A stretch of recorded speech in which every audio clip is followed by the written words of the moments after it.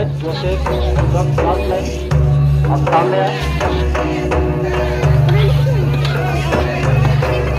थोड़ा बाबू साइड हो, तो साइड हो। लो लो लो लो ना जैक लो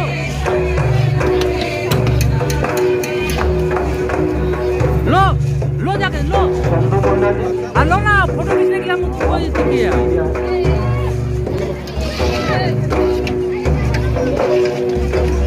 सेकंड प्राइज खुशबू गोस्वामी, जॉइंट कंपटीशन में सेकंड प्राइज मिला चंदू सिंह मुंडा, जो हाथों दान किया है, बहुत बहुत बधाई। खुशबू गोस्वामी को बहुत बहुत बधाई अचीवमेंट पर। थर्ड प्राइज मिला है अनुष्का कोशी को। ये लो खींच ले ना। मैं लालू मुर्मू से आग्रह करूँगा,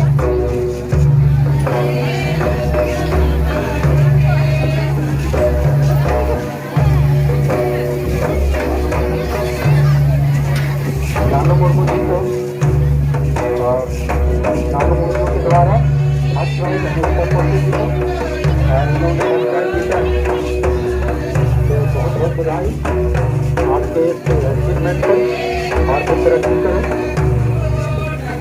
और सारे लोग ताली बजाकर इनका हौसला अफजाई करें, ताकि लोग आगे